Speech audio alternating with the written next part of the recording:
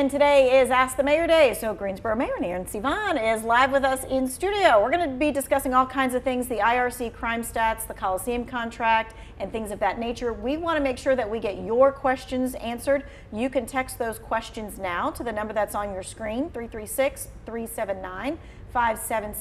We're going to put it in the corner of the screen as well, so you have it up. So if you think of a question, you text it to us and we get your answer right here live on TV. All right. And we got great questions last time we were here. We got great questions last time. Yes. All right, let's start with the IRC because there have been growing concerns from the community about that, and you guys just addressed some of that last night.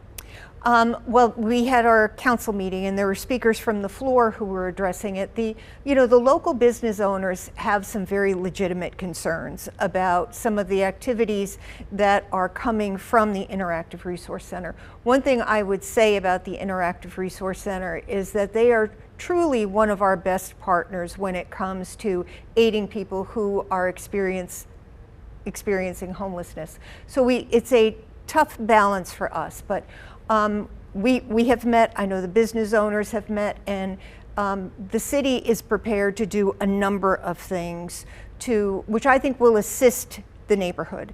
And that includes stepping up security, adding some cameras outside that will tie into GPD's Real-Time Intelligence Center, which we've talked about in the past, and possibly moving safe parking, which will make it easier to take a look at what's going on in the parking lot and what shouldn't be going on in cars. So we've had one meeting, and I think that there are some tangible solutions that came out of it, but we've still got a long way to go. And we have to find a way that the IRC can peacefully coexist with the neighborhood. All right, all of those things that you talked about, you said we're moving in the right direction. When will we see something happen? So you will see more regular GPD in the area that they have committed to driving through. That will be immediate. That will be immediate. Okay. We have asked the IRC to get us an estimate on how much more security will cost throughout the year.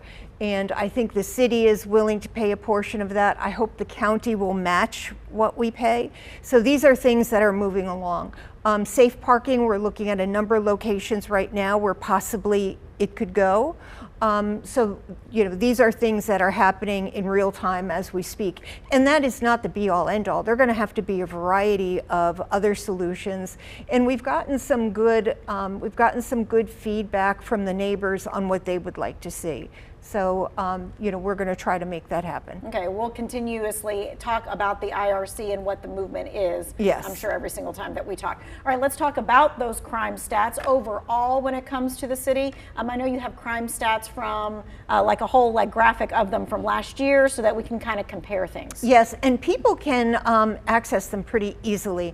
I just type in Greensboro crime stats, it brings up the website and click on this week's report.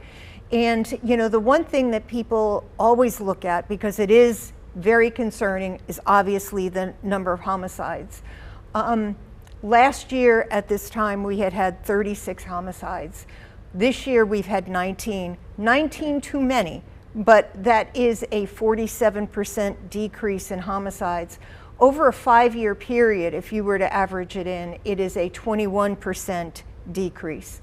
We have seen some marginal increases in a few areas, such as aggravated assaults.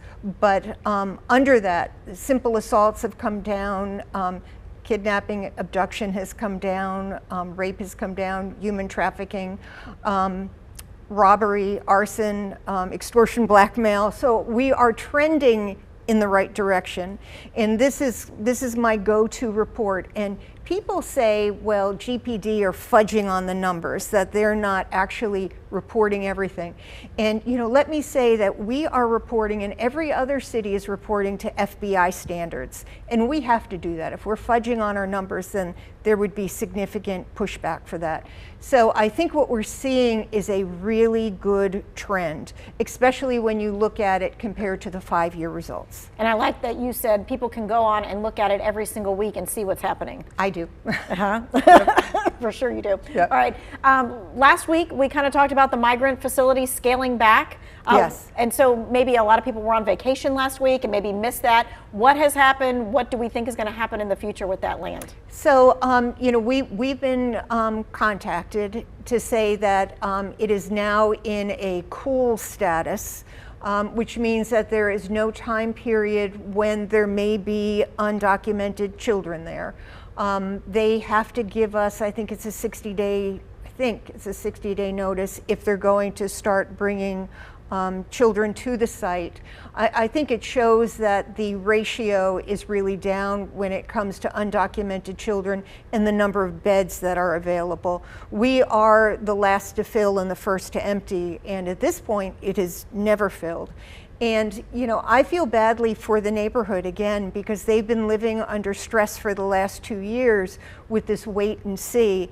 And I do have to say that at this point, it appears to be not a good use of taxpayer money. They are federal tax dollars.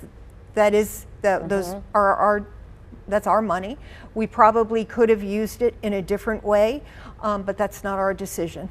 Could it possibly be used in a different way? Well, so when that site originally went on the market, we did look at it to see if it was something that we could purchase, and it was just too expensive for us. There is a lease on it, and the federal government is leasing it.